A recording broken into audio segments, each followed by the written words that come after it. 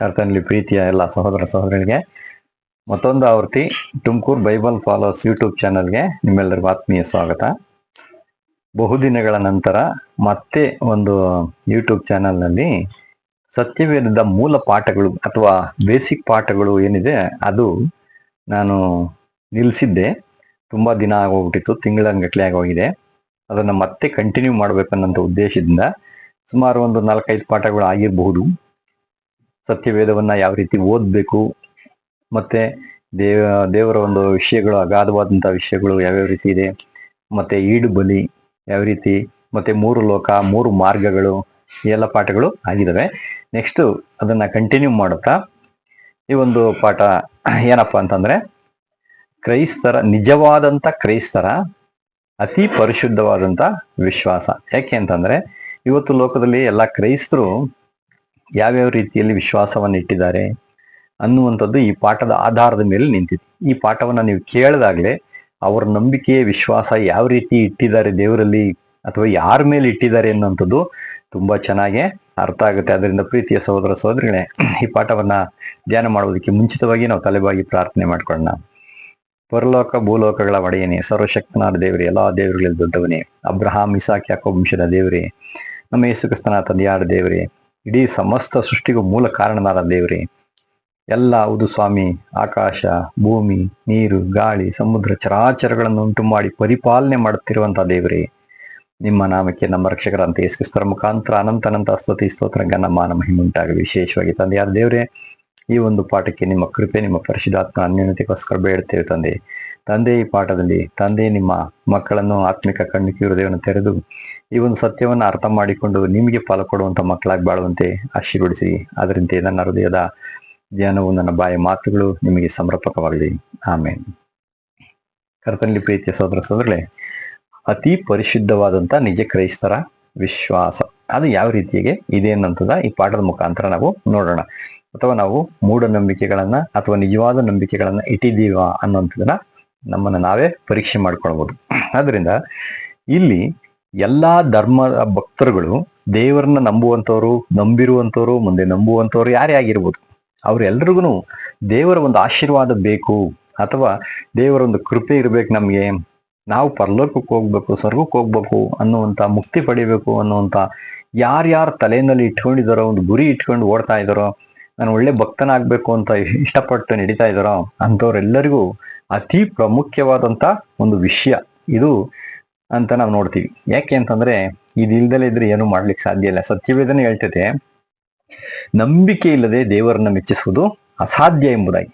ಯಾಕೆಂದ್ರೆ ದೇವರ ಬಳಿಗೆ ಬರುವವನು ದೇವರು ಇದ್ದಾನೆ, ತನ್ನನ್ನು ಹುಡುಕುವವರಿಗೆ ಪ್ರತಿಫಲವನ್ನ ಕೊಡ್ತಾನೆ ಅನ್ನುವಂಥದ್ದು ನಂಬುವಂಥದ್ದು ತುಂಬಾ ಮುಖ್ಯ ಅಂತ ಹೇಳ್ತಾರೆ. ಆದ್ರಿಂದ ಪ್ರೀತಿಯ ಸಹೋದರ ಸಹೋದರಿಗಳೇ, ನಾವು ಇಬ್ರಿಯ 11:6 ನಾವು ಈ ಮಾತುಗಳನ್ನ ನೋಡ್ತೀವಿ. ಆದ್ರಿಂದ ಹಾಗಾದ್ರೆ ದೇವರಿಂದ ಪ್ರತಿಫಲ ಅಥವಾ ಆಶೀರ್ವಾದ ಬಯಸಬೇಕಾದ್ರೆ ನಮ್ಮ ನಂಬಿಕೆಗಳು ಹೇಗಿರಬೇಕು, ಮುಖ್ಯವಾಗಿ ಯಾರ ಮೇಲೆ ಇರಬೇಕು ಅನ್ನುವಂಥದ್ದು ತುಂಬಾ ಮುಖ್ಯವಾಗುತ್ತೆ. ದೇವರ ಮೇಲ, ಮನುಷ್ಯರ ಮೇಲ, ವಾಕ್ಯಗಳ ಮೇಲ ಅಥವಾ ಯಾವುದ್ರ ಮೇಲೆ ಇರಬೇಕು, ವಸ್ತುಗಳ ಮೇಲ ಸರಿಯಾಗಿ ನಾವು ತಿಳಿದುಕೊಂಡು ನಂಬಿದಾಗ ಮಾತ್ರ ಅದಕ್ಕೆ ತಕ್ಕನಾದ ಪ್ರತಿಫಲವನ್ನ ಪಡಿಬಹುದು. ಲೋಕದಲ್ಲಿ ಮೂಢನಂಬಿಕೆ, ಅಪನಂಬಿಕೆ, ನಿಜವಾದ ನಂಬಿಕೆಗಳು, ಬೋಧನೆಗಳಲ್ಲಿ, ಕ್ರೈಸ್ತ ಧರ್ಮಗಳಲ್ಲಿ, ಎಲ್ಲಾ ಮಾತುಗಳಲ್ಲಿ, ಎಲ್ಲರ ಒಂದು ಇದ್ರುಗಳಲ್ಲಿ ಏನಾಗಿದೆ ತುಂಬಿರೋದ್ರಿಂದ ಯಾವುದು ಅನ್ನುವಂಥದ್ದನ್ನ ಪರೀಕ್ಷೆ ಮಾಡಿದಾಗಲೇ ತಿಳ್ಕೊಳ್ಳುವಂಥದ್ದು ಅಂತ ಹೇಳ್ತೀವಿ. ಈ ನಂಬಿಕೆಗಳಲ್ಲಿ 3 ವಿಧವಾದಂತ ನಂಬಿಕೆಗಳು ಅಥವಾ ವಿಶ್ವಾಸಗಳು ಇದೆ ಅಂತ ನಾವು ನೋಡ್ತೀವಿ. ಒಂದನೇದು ರಕ್ಷಣೆಗೆ ಸಂಬಂಧವಾದಂತ, ಅದಕ್ಕೆ ವಿಶ್ವಾಸವನ್ನ ಇಡುವಂತ ಒಂದು ವಿಷಯಗಳು, ಅಂದ್ರೆ ರಕ್ಷಿಸುವಂತ ನಂಬಿಕೆ ಒಂದು.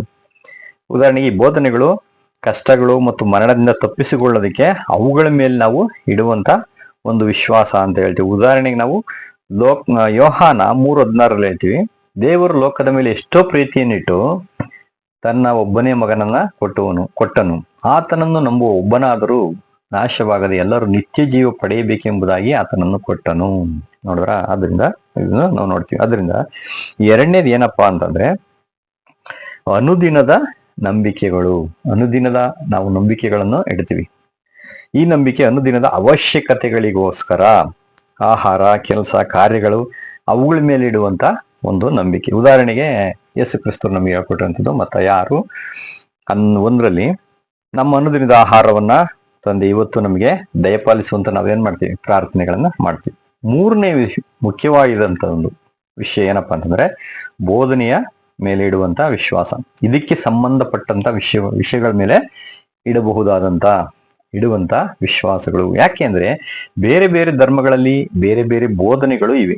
ಅವುಗಳಲ್ಲಿ ಬೇರೆ ಬೇರೆ ವ್ಯಕ್ತಿಗಳನ್ನ, ವಸ್ತುಗಳನ್ನ, ಕಲ್ಲು, ಚಿನ್ನ, ಬೆಳ್ಳಿ, ಮರ, ಮಣ್ಣು, ನೀರು, ಗಾಳಿ, ಸರ್ಪ, ಕ್ರಿಮಿಕೀಟ, ವಸ್ತು, ಸರ್ಪಾದಿ ಮೂರ್ತಿಗಳ ಮೇಲೆ ನಂಬಿಕೆಗಳನ್ನ ಇಡುತ್ತೆ ಅಂತಕ್ಕಂಥವ್ರು ಇದ್ದಾರೆ ಅಂತ ನಾವು ನೋಡ್ತೀವಿ. ಅದನ್ನೆಲ್ಲ ನಂಬಿ ಬಾಳ್ತಾ ಇದ್ದಾರೆ ಲೋಕದಲ್ಲಿ. ಆದ್ರೆ ಇವುಗಳಲ್ಲಿ ನಿಜವಾದಂತ ನಂಬಿಕೆ ಯಾವುದು? ಮೂಢನಂಬಿಕೆನೋ, ಪರಿಶುದ್ಧವಾದ ನಂಬಿಕೆನೋ? ಇವುಗಳನ್ನ ಗುರುತಿಸೋದು ತುಂಬಾ ಕಷ್ಟನೇ.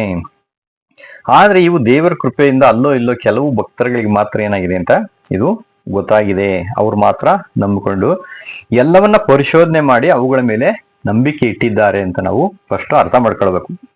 ಆದ್ರೆ ನಮಗಾದ್ರೂ ಎಂಥ ನಂಬಿಕೆ ನೀಡಬೇಕು ಅಂತ ಸತ್ಯವೇದ ನಮ್ಗೆ ಹೇಳಿದೆ ಅಂತ ನಾವು ನೋಡಿದ್ರೆ, ಯೂದ 1ನೇ ಅಧ್ಯಾಯ 20ನೇ ವಚನದಲ್ಲಿ ಹೇಳ್ತಾರೆ, ನೀವಾದರೂ ನಿಮಗಿರುವ ಅತಿ ಪರಿಶುದ್ಧವಾದ ಕ್ರಿಸ್ತ ನಂಬಿಕೆಯನ್ನ ಆಧಾರ ಮಾಡಿಕೊಳ್ಳ್ರಿ ಅಂತ ನಮ್ಗೆ ಹೇಳಿದ್ದಾರೆ. ಆದ್ರಿಂದ ನಾವು ಅತಿ ಪರಿಶುದ್ಧವಾದಂತ ನಂಬಿಕೆಯನ್ನ ಮಾತ್ರ ಆಧಾರ ಮಾಡಿಕೊಳ್ಬೇಕು.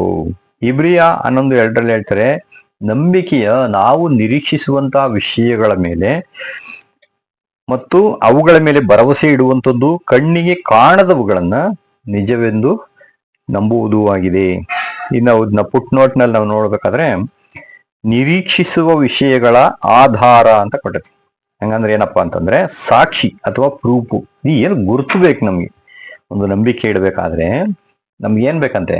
ಒಂದು ಗುರುತು ಅಥವಾ ಸಾಕ್ಷಿ ಅಥವಾ ಪ್ರೂಫ್ ಅನ್ನೋಂಥದ್ದು ತುಂಬಾ ಮುಖ್ಯವಾಗಿರ್ತದೆ. ಆಮೇಲೆ ನಾವು ಅವುಗಳನ್ನ ಯಾರನ್ನ ಬೇಕಾದ್ರೂ ಅವ್ರ ಮಾತು ಸರಿನಾ ವಿಷಯ ಅಂತ ತಿಳ್ಕೊಂಡು ನಾವು ನಂಬೇಕು. ಅವರಿಗೆ ಆ ಶಕ್ತಿ ಇದೆಯಾ, ಆ ಒಂದು ಅರ್ಹತೆ ಇದೆಯಾ ಅಂತ ಅನುಭವ ಸಹಿತ ನಂಬಿದಾಗ ನಮಗೆ ದೃಢವಾದಂತ ನಂಬಿಕೆ ಬರ್ಲಿಕ್ಕೆ ಸಾಧ್ಯ ಆಗ್ತದೆ. ಅದು ಬಿಟ್ಟು ಯಾರೋ ಏನೋ ಹೇಳಿದ್ರು ಅದನ್ನೆಲ್ಲ ನಾವು ನಂಬ್ತೀವಿ ಅನ್ನೋದಾದ್ರೆ ಅದನ್ನೇ ಮೂಢನಂಬಿಕೆ ಅಂತ ನಾವು ತಿಳಿತೀವಿ.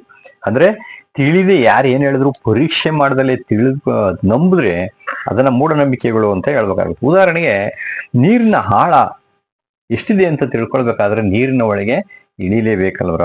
ಅದೇ ರೀತಿಯಲ್ಲಿ ಒಂದು ದೇವರಾಗ್ಲಿ, ಒಂದು ವ್ಯಕ್ತಿಯಾಗ್ಲಿ, ಒಂದು ಶಕ್ತಿ ಆಗ್ಲಿ ನಾವು ನಂಬಿಕೆ ಇಡಬೇಕಂದ್ರೆ ಅದರ ಬಗ್ಗೆ ಸಂಪೂರ್ಣವಾದಂತ ತಿಳುವಳಿಕೆ ಇಳಿದಲೆ ನಾವು ಯಾವುದನ್ನು ಹೇಳಲಿಕ್ಕೆ ಅಸಾಧ್ಯವಾಗ್ತದೆ ಅಂತ ನಾವು ನೋಡ್ತೀವಿ.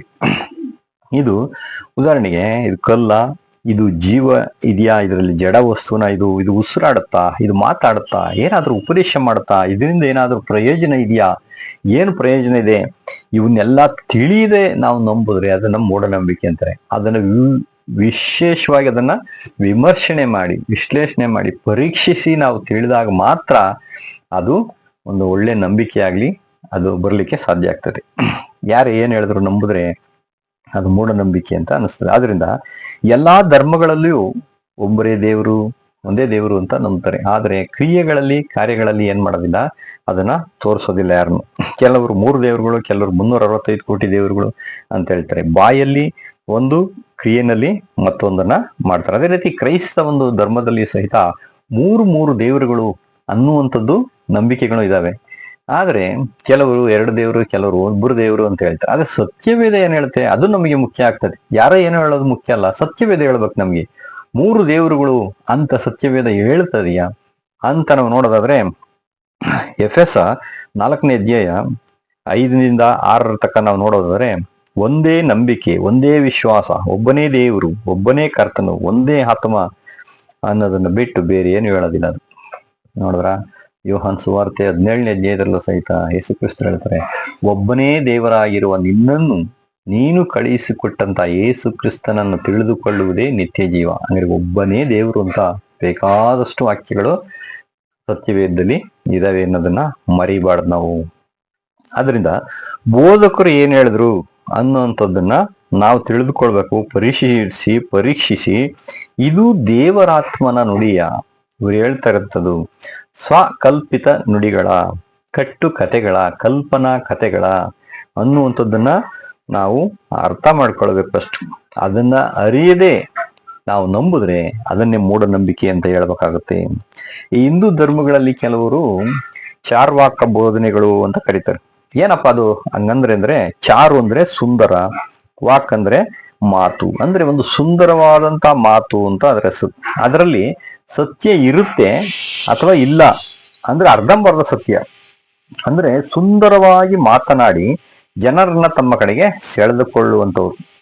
ಅವರು ಮೂಢರು, ಅವ್ರ ಮಾತಿಗೆ ಮರಳಾಗ್ತಾರೆ. ಅದೇ ರೀತಿ ಕ್ರಿಶ್ಚಿಯನಿಟಿಯನ್ನಲ್ಲೂ ಸಹಿತ ಅನೇಕ ಬೋಧಕರುಗಳು ಸುಂದರವಾಗಿ ಅದ್ಭುತವಾಗಿ ಮಾತುಗಳನ್ನಾಡುತ್ತಾ ವಿಶ್ವಾಸಿಗಳನ್ನ ತಮ್ಮ ಕಡೆಗೆ ಸೆಳ್ಕೊಳ್ತಾರೆ. ಆದ್ರೆ ಅವರ ಮಾತುಗಳಲ್ಲಿ ಎಷ್ಟು ಪರ್ಸೆಂಟ್ ಸತ್ಯ ಇದೆ, ಎಷ್ಟು ಪರ್ಸೆಂಟ್ ಅಸತ್ಯ ಇದೆ ಅನ್ನುವಂಥದ್ದನ್ನ ನಾವು ಪರೀಕ್ಷೆ ಮಾಡಬೇಕಾಗುತ್ತೆ. ಆದ್ರೆ 1% ಸತ್ಯ ಇರಬಹುದು, 10% ಸತ್ಯ ಇಲ್ದಲೆ ಇರಬಹುದು. ಅದನ್ನು ನಾವು ಸಹಿತ ಪರೀಕ್ಷಿಸಿ ಕಂಡುಹಿಡಿಯಬೇಕು. ಅದಕ್ಕೆ ಹೆಂಗಪ್ಪ ಕಂಡುಹಿಡಿಯೋದು ಅಂದ್ರೆ ಸತ್ಯವೇದ ಏನ್ ಹೇಳ್ತದಪ್ಪ ಅಂದ್ರೆ, ಯೋಹಾನ್ ಬರೆದಂತ ಸುವಾರ್ತೆ 17ನೇ ಅಧ್ಯಾಯ 17ನೇ ವಾಕ್ಯದಲ್ಲಿ ಹೇಳ್ತಾರೆ, ನಿನ್ನ ವಾಕ್ಯವೇ ಸತ್ಯವು. ನೋಡ್ರ, ಹಂಗಾರೆ ಯೇಸು ಕ್ರಿಸ್ತರು ಹೇಳಿರುವಂತ ಮಾತುಗಳು ಮಾತ್ರನೇ ಸತ್ಯ, ಬೇರೆ ಅಲ್ಲ. ಹಂಗಾರೆ ಅದೆಲ್ಲ ಸುಳ್ಳು ಅನ್ನುವಂಥದ್ದು ಇಲ್ಲಿ ಗೊತ್ತಾಗುತ್ತೆ. ಮಿಕ್ಕವರು ಹೇಳುವಂತ ಸ್ವಕಲ್ಪಿತ ಬೋಧನೆಗಳು, ಕಟ್ಟುಕತೆಗಳು, ಕಲ್ಪನಾ ಕಥೆಗಳು ಇವೆಲ್ಲ ಸುಳ್ಳು. ಹಾಗಾದ್ರೆ ಬೈಬಲ್ ಅಲ್ಲಿ ಬರ್ದಿರ್ಬೇಕು. ಅದಕ್ಕೆ ಮೋಶೆ ಹೇಳ್ತಾರೆ 2-3 ಸಾಕ್ಷಿಗಳ ಆಧಾರಗಳು ಬೇಕು ಅಂತ. ಹಂಗಾರೆ ಒಂದು ವಾಕ್ಯ ಹೇಳಿದರಿಂದ ಅದಕ್ಕೆ ಪ್ರೂಫ್ ಆಗಿ, ಅದಕ್ಕೆ ಪೂರಕವಾಗಿ ಬೇರೆ ಕಡೆ 2-3 ವಾಕ್ಯಗಳು ಅಥವಾ ಒಂದಕ್ಕಿಂತ ಹೆಚ್ಚು ವಾಕ್ಯಗಳು ಇದ್ರೆ ಅದನ್ನ ಸಪೋರ್ಟ್ ಆಗಿ ನಾವು ತಗೊಳ್ಬಹುದು. ಅಪೊಸ್ತಲರ ಕೃತ್ಯ 17:11-12 ಹೇಳ್ತಾರೆ, ಇದನ್ನ ಹೆಂಗೆ ಕಂಡುಹಿಡಿಯೋದು ಅಂತ ನಾವು ನೋಡೋದಾದ್ರೆ, ಆ ಕಾಲದಲ್ಲಂತೆ ಯೇಸು ಸ್ವಾಮಿ ಶಿಷ್ಯರು ಪೌಲ ಸೀಲರು ಬೆರೆಯ ಪಟ್ಟಣದಲ್ಲಿ ಉಪದೇಶ ಮಾಡೋದಕ್ಕೆ ಹೋಗ್ತಾರೆ, ಸುವಾರ್ತೆ ಸಾರ್ಲಿಕ್ಕೆ. ಅಲ್ಲಿದ್ದಂತ ವಿಶ್ವಾಸಿಗಳು ಎಷ್ಟು ಬುದ್ಧಿವಂತರು, ಎಷ್ಟು ಜಾಣರು ಅಂತ ನಾವು ನೋಡ್ಬೇಕಾದ್ರೆ, ಇವರ ಮಾತುಗಳು ಹೇಳ್ತಾ ಇರೋಂಥದ್ದು ಸುಳ್ಳ ನಿಜನ ಅಂದ್ಬಿಟ್ಟು ಮನೆಗೆ ಹೋಗಿ ಕೇಳ್ಬಿಟ್ಟು ಶಾಸ್ತ್ರ ಗ್ರಂಥಗಳನ್ನ ಪರೀಕ್ಷಿಸಿ ಪರಿಶೀಲನೆ ಮಾಡಿ ನೋಡ್ತಾ ಇದ್ರಂತೆ. ನೋಡಿ, ಅದು ನಮ್ಗೆಲ್ರಿಗೊಂದು ದೊಡ್ಡ ಪಾಠ. ನಾವು ಅದೇ ರೀತಿ ಯಾರು ಏನ್ ಹೇಳಿ ತಿಳ್ಕೊಳ್ಳಿ, ಅದನ್ನ ಸರಿನ ತಪ್ಪು ಮನೆಗೆ ಹೋಗ್ಬಿಟ್ಟು ವಿಶ್ಲೇಷಣೆ ಮಾಡಿ, ವಿಮರ್ಶೆ ಮಾಡಿ, ಸತ್ಯವೇದದಲ್ಲಿ ಹುಡುಕಿ ಅದನ್ನ ನಂಬಬೇಕು. ಹಾಗೆ ನಾವು ತಗೊಳಕ್ ಹೋಗ್ಬಾರ್ದು ಅಂತ ನಾವು ನೋಡ್ತೀವಿ. ಅದಕ್ಕೆ ನಮಗೆ ದೇವರ ವಾಕ್ಯದ ಅಪ್ಪಣೆ ಯೂದ 20 ನಾವು ನೋಡಿದಾಗೆ, ನಿಮಗಿರುವಾದಂತ ಅತಿ ಪರಿಶುದ್ಧವಾದಂತ ಕ್ರಿಸ್ತ ನಂಬಿಕೆಯನ್ನ ನೀವು ಆಧಾರ ಮಾಡ್ಕೊಳ್ಬೇಕು ಅಂತ ಹೇಳಿದ್ದಾರೆ. ಹಂಗಾರೆ ಅದ್ರಲ್ಲಿ ನಾವೇನಾಗಿರ್ಬೇಕಂತೆ, ದೃಢವಾಗಿ ಸತ್ಯದಲ್ಲಿ ನಿಂತ್ಕೊಳ್ಬೇಕು ಆಧಾರ ಮಾಡಿಕೊಂಡು ಅಂತ ಹೇಳ್ತಾರೆ. ಆ ಒಂದು ಕ್ರಿಸ್ತ ನಂಬಿಕೆ ಯಾವುದೆಂದ್ರೆ ಅವರಲ್ಲಿದ್ದಂತ ನಂಬಿಕೆ, ಯೇಸು ಕ್ರಿಸ್ತನಲ್ಲಿ ಅವರು ನಮಗೋಸ್ಕರ ಬಿಟ್ಟು ಹೋಗಿರುವಂತಹ ನಂಬಿಕೆಗಳು, ಅವರ ಬೋಧನೆಗಳು, ಅವರಂತ ನಿಯಮ, ಆಜ್ಞೆಗಳು, ವಾಗ್ದಾನಗಳು, ಎಚ್ಚರಿಕೆಗಳು, ಅವುಗಳ ಮೇಲೆ ನಾವು ವಿಶ್ವಾಸ ಇಡುವಂಥದ್ದು ಮಾತ್ರ ಅಲ್ಲ, ಇವುಗಳನ್ನ ಅರ್ಥ ಮಾಡಿಕೊಂಡ್ರೆ ಸಾಲಲ್ಲ, ಅವುಗಳ ಪ್ರಕಾರ ನಂಬಿ ನಾವು ನಡೆಯುವಂಥದ್ದು ತುಂಬಾ ಮುಖ್ಯವಾಗ್ತದೆ. ಕರ್ತನಲ್ಲಿ ಪ್ರೀತಿಯ ಸಹೋದರ ಸಹೋದರಿಗಳೇ, ಯೆಶಾಯ 8:20 ಹೇಳ್ತಾರೆ, ದೇವರ ಉಪದೇಶವನ್ನ, ದೇವರ ಬೋಧನೆಯನ್ನು ವಿಚಾರಿಸುವ ಎಂದು ಹೇಳದೇ ಇದ್ದರೆ ಎಂದಿಗೂ ಅವರಿಗೆ ಬೆಳಕಾಗಲ್ಲ. ಆದ್ರಿಂದ ಕರ್ತನಲ್ಲಿ ಪ್ರೀತಿಯ ಸಹೋದರ ಸಹೋದರಿಗಳೇ, ಯಾರು ಸ್ಟಡಿ ಮಾಡಲ್ಲ, ಯಾರು ಬೋಧನೆಗಳನ್ನ ವಿಚಾರಣೆ ಮಾಡಲ್ಲ, ವಿಮರ್ಶೆ ಮಾಡಕ್ ಹೋಗಲ್ಲ, ಉಪದೇಶಗಳನ್ನ, ದೇವರ ವಾಕ್ಯಗಳನ್ನ, ಅವ್ರಿಗೆ ಎಂದಿಗೂ ಸತ್ಯ ಅರ್ಥನೇ ಆಗಲ್ಲ ಅಂತ ಇಲ್ಲಿ ಯೆಶಾಯ ಪ್ರವಾದಿ ಸ್ಪಷ್ಟವಾಗಿ ಬರೆದ್ಬಿಟ್ಟಿದ್ದಾರೆ 8:20. ಕರ್ತನಲ್ಲಿ ಪ್ರೀತಿಯ ಸಹೋದರ ಸಹೋದರಿಗಳೇ, ನಾವು ವಿಷಯವನ್ನ ವಿಮರ್ಶೆ ಮಾಡಿ ವಿಚಾರಣೆ ಮಾಡದಲೇ ಹೋದ್ರೆ ಸತ್ಯ ಅನ್ನುವಂಥದ್ದು ನಮ್ಮ ಕಣ್ಣಿಗೆ ಮರೆಯಾಗ್ಬಿಡ್ತದೆ. ಆದ್ರಿಂದ ನಾವು ವಿಚಾರಣೆ ಮಾಡಲೇಬೇಕು ಬೋಧನೆಗಳನ್ನ. ಇದು ಹೇಳೋದು ಸರಿನಾ ಇಲ್ಲವಾ? ನಮಗೆ ನಾವೇ ಸರಿ ಅಂತ ಒಪ್ಕೊಂಡ್ರೆ ನಮ್ಮಷ್ಟು ಯಾಮಾರಿಸುವಂತ ಮೂರ್ಖರು ಬೇರೆ ಯಾರು ಇಲ್ಲ. ನಮಗ್ ನಾವೇ ಯಾಮಾರಿಸ್ಕೊಳ್ತೀವಿ. ಆದ್ರಿಂದ ದೇವರ ವಾಕ್ಯಗಳು ಏನಕ್ಕೆ ಬರ್ದಿದ್ದಾರೆ, ಯಾಕೆ ಬರ್ದಿದ್ದಾರೆ, ಇದು ಯಾರಿಗೆ, ಯಾವ ಕಾಲಕ್ಕೋಸ್ಕರ ಇದು ಬರ್ದಿದ್ದಾರೆ, ಯಾರಿಗೆ ಅಪ್ಲೈ ಆಗ್ತದೆ, ಈ ಕಾಲಕ್ಕ, ಭೂತ ಕಾಲಕ್ಕ ಅಥವಾ ಭವಿಷ್ಯ ಕಾಲಕ್ಕೆ ಬರ್ದಿರೋಂಥ ವಾಕ್ಯಗಳ, ಆತ್ಮಿಕ ಇಸ್ರೇಲ್ರಿಗ, ಮಾಂಸಿಕ ಇಸ್ರೇಲ್ರಿಗೆ ಬರ್ದಿದಾರ, ಲೋಕದ ಜನಗಳಿಗೆ ಬರ್ದಿದಾರ, ಪ್ರತಿಯೊಂದನ್ನು ನಾವು ವಿಚಾರಣೆ ಮಾಡದೇ ಇದ್ರೆ ನಮ್ಗೆ ಎಂದಿಗೂ ಬೆಳಕಾಗುವುದಿಲ್ಲ, ಅಂದ್ರೆ ಸತ್ಯ ಗೊತ್ತಾಗದೇ ಇಲ್ಲ. ಆದ್ರಿಂದ ಸತ್ಯ ಗೊತ್ತಿಲ್ಲ ಅಂತಂದ್ರೆ ಇವ್ರನ್ನ ತಗೊಂಡೋಗಿ ಕ್ರಿಸ್ತನ್ ಜೊತೆ 1000 ವರ್ಷ ಆಳ್ವಿಕೆ ಮಾಡೋದಕ್ಕೆ ಏನಕ್ಕೆ ಪರಲೋಕಕ್ಕೆ ಕರ್ಕೊಂಡು ಹೋಗ್ತಾರ ನಮ್ಮನ್ನ? ವಿಷಯನೇ ಗೊತ್ತಿಲ್ಲ, ಬುದ್ಧಿ ಇಲ್ದಲೇ ಇರೋಂಥ ಕನ್ಯರನ್ನ ರಿಜೆಕ್ಟ್ ಮಾಡಿದ್ರು ತಾನೇ ಯೇಸು ಕ್ರಿಸ್ತರು. ಅದೇ ನಮಗೂ ಆಗುತ್ತೆ. ಆದ್ರಿಂದ ಹಂಗಾರೆ ಸತ್ಯ ಎಲ್ಲಿದೆ, ಯಾವುದು ಸತ್ಯ?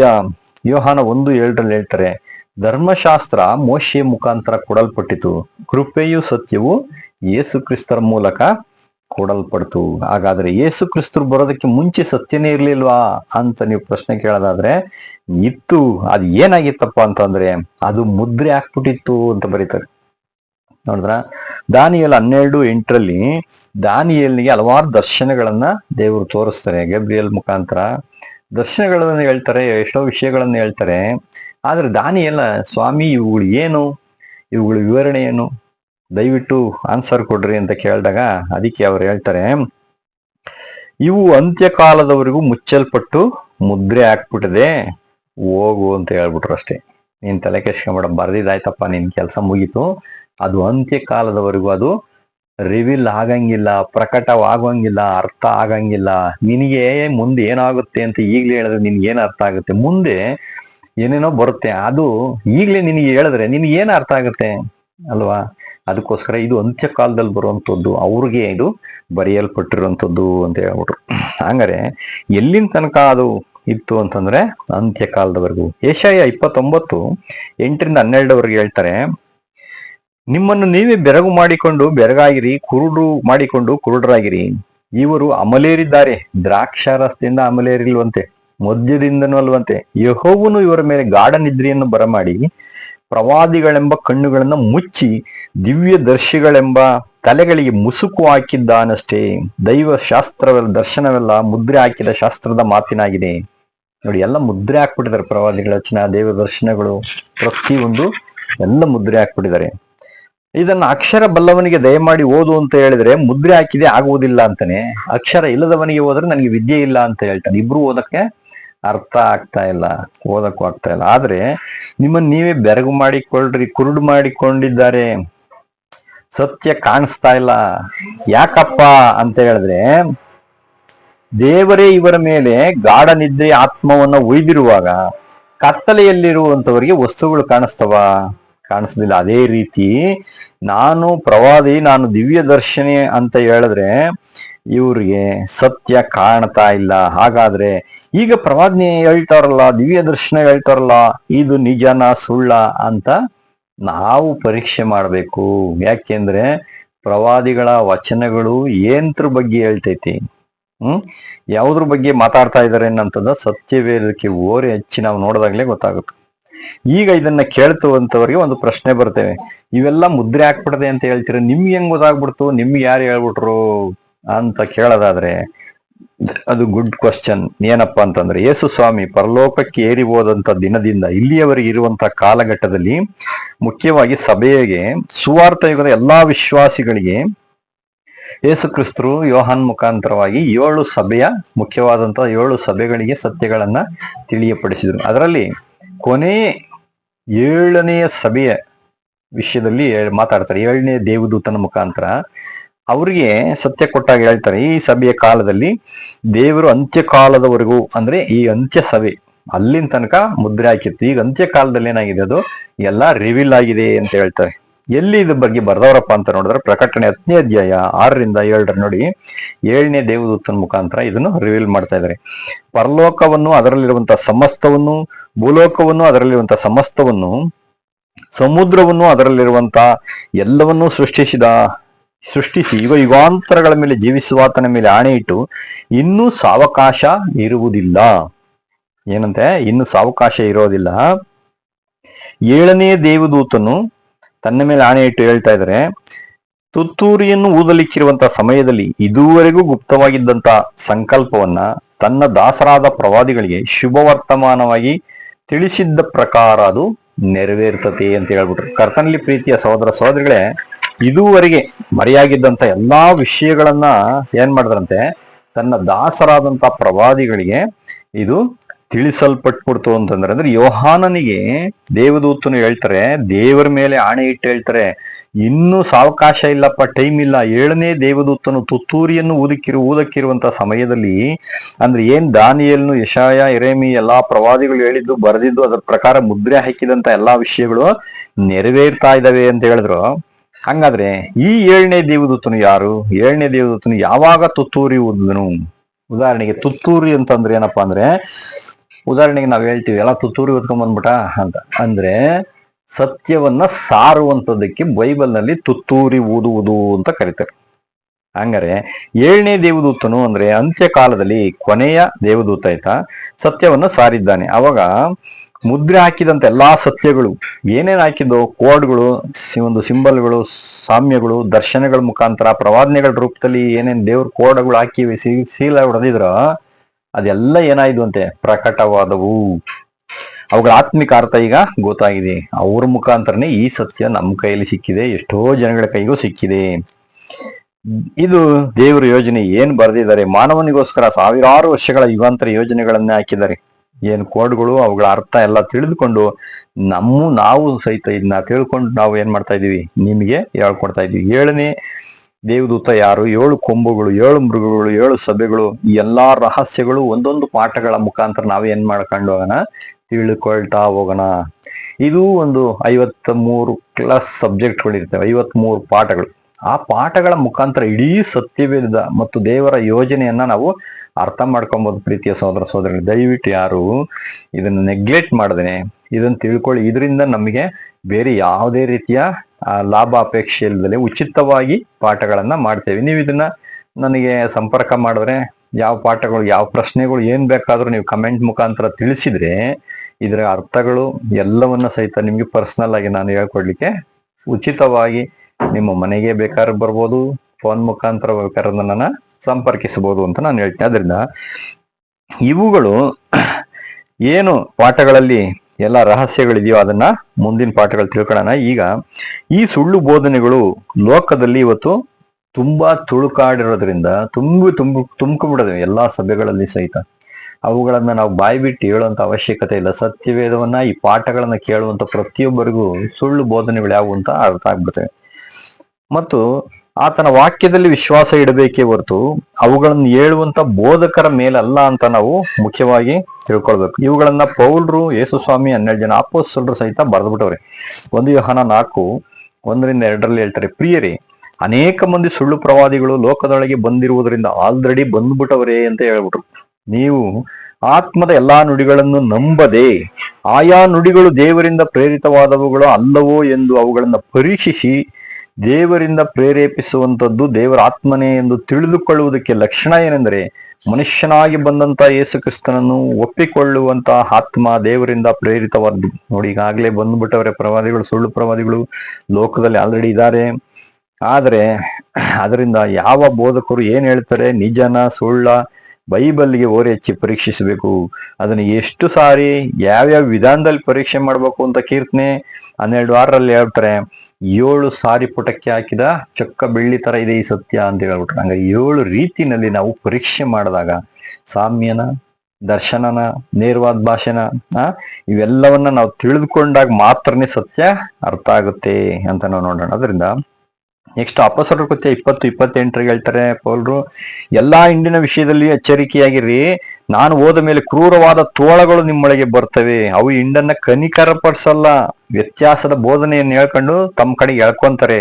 ನಿಮ್ಗೋಸ್ಕರ ನಾನು 3 ವರ್ಷ ಹಗಲಿರಳು ನಾನು ಪ್ರಯಾಸ ಪಟ್ಟಿದ್ದು ವ್ಯರ್ಥ ಆಯ್ತೋ ಏನೋ ಅಂತ ತುಂಬಾ ನಾನು ಭಯ ಪಡ್ತಾ ಇದ್ದೀನಿ, ಎಚ್ಚರಿಕೆಯಾಗಿರಿ ಅಂತ ಕಣ್ಣೀರಿಟ್ಟು ಪ್ರಾರ್ಥನೆ ಹೇಳಿ ಬುದ್ಧಿ ಮಾತನ್ನ ಹೇಳಿದ್ದಾರೆ. ಇಲ್ಲಿ 2 ಕೊರಿಂಥ 11:2 ಹೇಳ್ತಾರೆ, ದೇವರಲ್ಲಿರುವಂತ ಚಿಂತೆಯಿಂದಲೇ ನನಗೆ ಚಿಂತೆ ಆಗೈತೆ ನಿಮ್ಮ ಮೇಲೆ ಅಂತ ಹೇಳ್ತಾರೆ. ನಾನು ನಿಮ್ಮ ವಿಷಯದಲ್ಲಿ ಚಿಂತಿಸ್ತೇನೆ, ನಿಮ್ಮನ್ನು ಕ್ರಿಸ್ತನೆಂಬ ಒಬ್ಬನೇ ಪುರುಷನಿಗೆ ಶುದ್ಧ ಕನ್ಯೆಯಂತೆ ಒಪ್ಪಿಸಬೇಕೆಂದು ನಿಷ್ಕರ್ಷೆ ಮಾಡಿದ್ನಲ್ಲ. ಯೇಸು ಕ್ರಿಸ್ತನಿಗೆ ನಿಮ್ಗೆ ಎಂಗೇಜ್ಮೆಂಟ್ ಮಾಡಿದ್ದೀನಲ್ವಾ ನಾನು. ಆದ್ರೆ ಹೆಂಗೆ ಅವಳು ಸರ್ಪದ ಕುಯುಕ್ತಿಗೆ ಒಳಬಿದ್ಲು, ಮೋಸ ಹೋದ್ಲು, ಅದೇ ರೀತಿ ನಿಮ್ಮ ಮನಸ್ಸು ಕ್ರಿಸ್ತನ ವಿಷಯದಲ್ಲಿ ಇರಬೇಕಾದಂತ ಪಾತಿವ್ರತ್ಯವನ್ನ, ಯಥಾರ್ಥತ್ವವನ್ನ ಬಿಟ್ಟು ನೀವು ಎಲ್ಲಿ ಕೆಟ್ಟು ಹೋಗ್ತಿರೋ ಅಂತ ನನಗೆ ತುಂಬಾ ಭಯ ಇದೆ ಅಂತಾರೆ.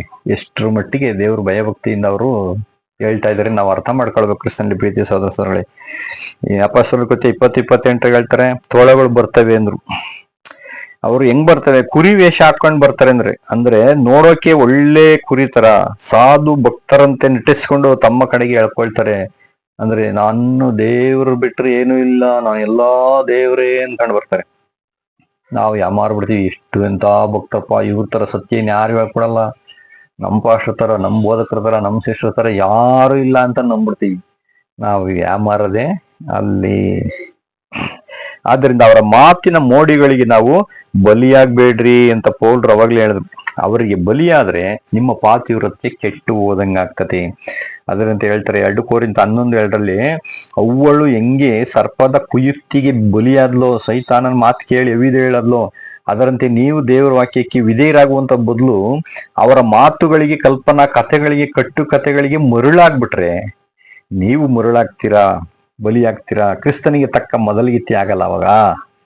ಆದ್ರಿಂದ ಸುಳ್ಳು ಬೋಧಕರು, ತೋಳಗಳು, ಸುಳ್ಳು ಬೋಧನೆಗಳು ಯಾವುವು ಅಂತ ನೋಡೋಣ. ನೀವು ಕೇಳಬಹುದು, ಒಂದು ತಪ್ಪು 99 ಸರಿ ಹೇಳಿದ್ರೆ ಕ್ಷಮಿಸ್ತಾರಲ್ವಾ ದೇವರು ಅಂತ. ಆದ್ರೆ ಬೈಬಲ್ ನಲ್ಲಿ ನಾವು ಹೇಳೋದು ಬೇಡ, ಬೈಬಲ್ ಹೇಳ್ಬೇಕು ಅದನ್ನ. ನೋಡೋಣ, ಮತ್ತಾಯನ ಸುವಾರ್ತೆ 13:13 ಹೇಳ್ತಾರೆ, ಒಬ್ಬ ಹೆಂಗಸು ಸ್ವಲ್ಪ ಹುಳಿ ತೆಗೆದುಕೊಂಡು 3 ಸೀರೆ ಹಿಟ್ಟಿನಲ್ಲಿ ಕಲಸಿಡಲು ಹಿಟ್ಟೆಲ್ಲಾ ಹುಳಿ ಆಗ್ಬಿಡ್ತು ಅಂತ ಅಂದ್ರು. ಕರ್ತನಲ್ಲಿ ಪ್ರೀತಿಯ ಸಹೋದರ ಸಹೋದರಿಗಳೇ, ನೋಡಿ ಹಿಟ್ಟು ಅಂದ್ರೆ ಏನಪ್ಪಾ? ಯೆರೆಮೀಯ 15:16 ನನಗೆ ದೊರೆತ ನಿನ್ನ ಮಾತುಗಳನ್ನು ಆಹಾರ ಮಾಡಿಕೊಂಡೆನು. ದೇವರ ವಾಕ್ಯ. ಹಿಟ್ಟು ಅಂದ್ರೆ ದೇವರ ವಾಕ್ಯ. ಆದ್ರೆ ದೇವರ ವಾಕ್ಯ ಆತ್ಮಿಕ ಆಹಾರ. 3 ಸೇರು ಹಿಟ್ಟು ಅಂತಂದ್ರೆ ಪ್ರೀತಿ, ನಂಬಿಕೆ, ನಿರೀಕ್ಷೆ. ಇಡೀ ಸತ್ಯವೇದ ಈ 3 ಸೇರು ಹಿಟ್ಟುಗಳ ಮೇಲೆ ನಿಂತೈತಿ. ಇಂಥ ಸತ್ಯವೇದಕ್ಕೆ ಒಬ್ಬ ಸ್ತ್ರೀ ಹುಳಿ ಹಿಂಡಿದ್ಲು ಅಂದ್ರೆ ಹಂಗಾದ್ರೆ ಅವಳು ಒಬ್ಳು ಸ್ತ್ರೀ. ಈ ಸತ್ಯವೇದದಲ್ಲಿ ಈಕೆ ಒಳ್ಳೆಳ ಕೆಟ್ಟೋಳ ಅಂತ ನಾವು ನೋಡೋದಾದ್ರೆ ಮುಖ್ಯವಾಗಿ 2 ಸ್ತ್ರೀಯರ ಬಗ್ಗೆ ಸತ್ಯವೇದ ಮಾತಾಡ್ತದೆ. ಹೊಸ ಒಡಂಬಡಿಕೆಯಲ್ಲಿ ಹೇಳ್ತಾರೆ 2 ಕೊರಿಂಥ 11:2 ಶುದ್ಧ ಕನ್ಯೆ ಅಂತ ಹೇಳ್ತಾರೆ. ಈಕೆ ಒಬ್ಳು ಸ್ತ್ರೀ. ಇನ್ನೊಬ್ಳು ಯೋಹಾನರ ಪ್ರಕಟಣೆ 17:1 18:4 ಇವು 2 ಅಧ್ಯಾಯಗಳಲ್ಲಿ ಇವು ತುಂಬಾ ಇವಳ ಬಗ್ಗೆನೆ ಬರ್ದಿದೆ. ಜಾರ ಸ್ತ್ರೀ ಅಂತ ಕರೀತಾರೆ. ಅಂದ್ರೆ ವ್ಯಭಿಚಾರ ಮಾಡಿದಂಥವಳು. ಏನ್ ವ್ಯಭಿಚಾರ? ಕ್ರಿಸ್ತನೆಂಬ ಪುರುಷನನ್ನ ಬಿಟ್ಟು ಬೇರೊಬ್ಬನನ್ನ ಅವಲಂಬಿಸಿರುವಂತದ್ದೇ. ಲೋಕದ ವ್ಯಭಿಚಾರದಲ್ಲ, ಬೋಧನೆಗಳ ಸಂಬಂಧವಾಗಿ, ದೇವರ ಆತ್ಮಿಕ ಸಂಬಂಧವಾದಂತ ವ್ಯಭಿಚಾರಗಳು. ಆ ರೀತಿ ಮಾಡಿದಂಥವಳು. ಅಂದ್ರೆ ಕ್ರಿಸ್ತನ ಬೋಧನೆಗಳನ್ನ, ಸುಳ್ಳು ಬೋಧನೆಗಳನ್ನ, ಕಲ್ಪನಾ ಅಂತ್ಯಕ್ರಿಸ್ತನ ಬೋಧನೆಗಳು, ಸುಳ್ಳು ಬೋಧನೆ, ಕಲ್ಪನಾ ಬೋಧನೆಗಳನ್ನ, ಸ್ವಕಲ್ಪಿತ ವಾಕ್ಯಗಳನ್ನ, ಇವೆಲ್ಲ ಟೋಟಲ್ ಆಗಿ ಬೇರೊಂದು ಸುವಾರ್ತೆ ಅಂತ ಹೇಳ್ತಾರೆ. 2 ಕೊರಿಂಥ 11:3-4 ಪೌಲ್ರು ಬೇರೊಂದು ಸುವಾರ್ತೆ ಇದು, ಇದನ್ನ ನೀವು ಹೆಂಗ್ ಕೇಳ್ತಾ ಇದ್ದೀರಾ, ನೀವು ಸುಮ್ಮನೆ ಇದ್ದೀರಲ್ಲ ಅಂತ ಕೇಳ್ತಾರೆ.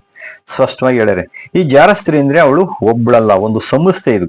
ಇದು ಒಂದು ಜಾಲ, ಎಲ್ಲಾ ಕಡೆಗೂ ಹರಡಿದೆ. ಸ್ವಲ್ಪ ಹುಳಿ ಹಿಂಡಿದ್ಲು ಅಂದ್ರೆ ಒಂದು ಸಣ್ಣ ಒಂದು ಸುಳ್ಳು ಬೋಧನೆಗಳನ್ನ ಹೇಳ್ಬಿಟ್ರು ಅಂದ್ರೆ ಇಡೀ ಸತ್ಯವೇದ ಅಥವಾ ಸಭೆ ದೇವರ ದೃಷ್ಟಿನಲ್ಲಿ ಕೆಟ್ಟು ಹೋಯ್ತು. ಅದಕ್ಕೆ ಬ್ಯಾಬಿಲೋನ್ ಅಂತ ಕರೀತಾರೆ. ಈ ಬ್ಯಾಬಿಲೋನ್ ಅಂತ ಪದ ಎಲ್ಲಿಂದ ಬಂತು ಅಂದ್ರೆ ಬಾಬೆಲ್ ಗೋಪುರ.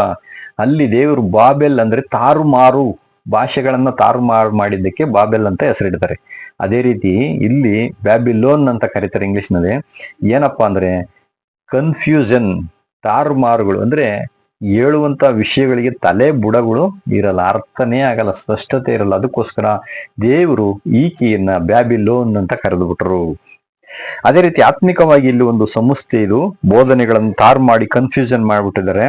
ಅಲ್ಲಿ ಸತ್ಯವೇದ ವಾಕ್ಯ, ದೇವರ ಜ್ಞಾನ, ಚಿತ್ತ ಏನು ಇದ್ರೆ ಅದನ್ನ ಇವರು ಬೇರೆ ಅರ್ಥದಲ್ಲಿ ಹೇಳ್ತಾರೆ. ಅವಳನ್ನೇ ಜಾರ ಸ್ತ್ರೀ ಅಂತ ಕರೀತಾಳೆ. ಅವಳು ಈ ಒಂದು ಹುಳಿ ಹಿಂಡಿದ್ದು ಅಂದ್ರೆ ಈ ಬೋಧನೆಗಳಿಗೆ ಹುಳಿ ಹಿಂಡ್ಬಿಟ್ಲು ಅವಳು. ಈ ಸ್ತ್ರೀಯರು ಸಭೆಯಲ್ಲಿ ಉದಾಹರಣೆಗೆ ಏನೇನು ಹುಳಿ ಹಿಂಡಿದಾಳೆ ಅಂತ ಸ್ವಲ್ಪ ಕೆಲವನ್ನ ನೋಡೋಣ. ಬೇಕಾದಷ್ಟಿದಾವೆ. ಸ್ತ್ರೀಯರು ಸಭೆಯಲ್ಲಿ ಮಾತಾಡಬಾರ್ದು ಅಂತ ಹೇಳಿದ್ದಾರೆ. ಯಾರು? ಬೈಬಲ್ ಅಲ್ಲಿ. ಇದು ಪೌಲ್ರು ಬರೀತಾರೆ 1 ಕೊರಿಂಥ 14:34 ಸ್ಪಷ್ಟವಾಗಿ ಬರ್ದಿದ್ದಾರೆ. ದೇವರ ವಾಕ್ಯ ತಾನೇ ಇದು. ನೋಡಿ, ನಾನು ಕೊಡುವಂತ ಅಪ್ಪಣೆ ಇದು, ಇದೇನು ಇಲ್ಲ. ಸ್ತ್ರೀಯರು ಸಭೆಯಲ್ಲಿ ಮೌನವಾಗಿರ್ಬೇಕು, ಇದು ಕರ್ತನ ವಿಧಿನೇ ಅಂತ ಹೇಳ್ಬಿಟ್ಟವ್ರೆ. ಆದ್ರೆ ಕೆಲವರು ಹಂಗಲ್ಲ, ಪೌಲ್ರು ಏನೋ ಮಿಸ್ಟೇಕ್ ಮಾಡಿ ಬರ್ದ್ಬಿಟ್ಟವ್ರೆ ಇದೊಂದು ಹೆಂಗ್ ಬರ್ದ್ರು, ಯಾಕೋ ಏನೋ ಬರ್ದವ್ರೆ ಅಂತ ಕೆಲವರು ಇದನ್ನ ವಾದ ಮಾಡ್ತಾರೆ.